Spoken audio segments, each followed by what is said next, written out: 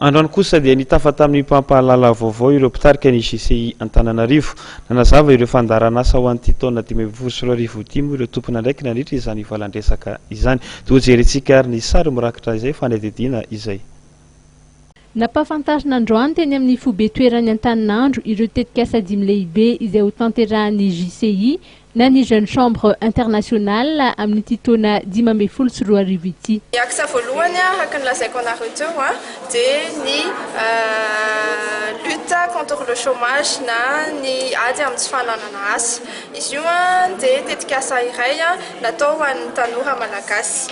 Tena mpiavaka azy amin'ity taona ity dia izy ity zany tsy hisy resaka hoe salon des étudiants na hoe salon resaka étude manokana fa andeha anatina ny mpianatra mihitsy izahay.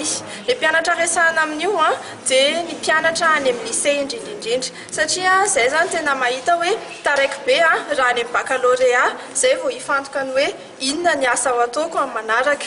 Dia izahay zany any amin'ny lycée dia efa mandeha mitondra an'izay ho an'ny mpianatra. Ny fomba anaovana azy amin'ity taona ity dia misy tena fiavahany mihitsy.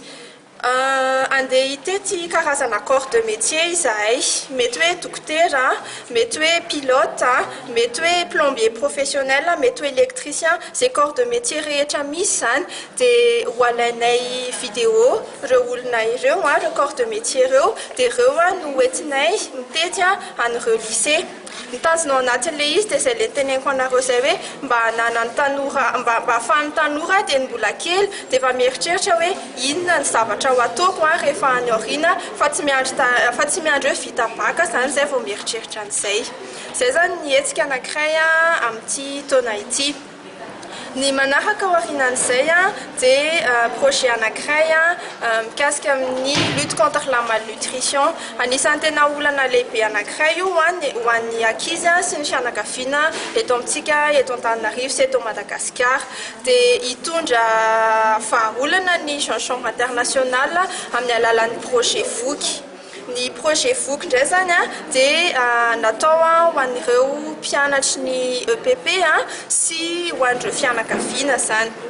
Dia izy ity zany isy karazana kit santé izay hozaraina ho an'ireo mpianatra sy ho an'ireo ray aman-dreny mpianatra koa zany indrindrandrindra.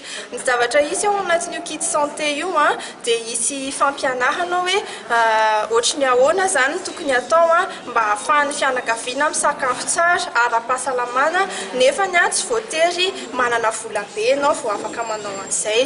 Izay tetikasa iray izay dia iarahanay amin'ny ministère sy ny ONN. Tafiditra ao anatin'ny tetikasan'ny JCI amin'ity taona ity ihany koa ny fampiroboroboana ny fandrarahana na ny promotion de l'entrepreneuriat. Ny 12 sy 13 ny volana May dia isy ny assise, ny atrikasa sy ny fiofanana samihafa na izany ho an'ireo mpikambana na ho an'ny daholobe. Sehatra iray izay iasan'ny JCI ihany koa ny fiarovana ny tontolo iainana ka misy ohatra ny fambolekazo izay notanterahan'izy ireo niarahana tamin'ny Diraifan'Alamanga sy ny Madagascar National Parks. Ity taona 2024 ity ramarihana dia mifanojo amin'ny fankalazana ny fahazato taonan'ny JCI ary misy ny tetikasa antsoina hoe projet Impact 100 ka ny tsirairay amin'ireo fikambanana 5 maneran-tany dia tokony hipaka amin'ny olona miisa 100 mba hanatsara ny fiainan'ny mpiarabelona.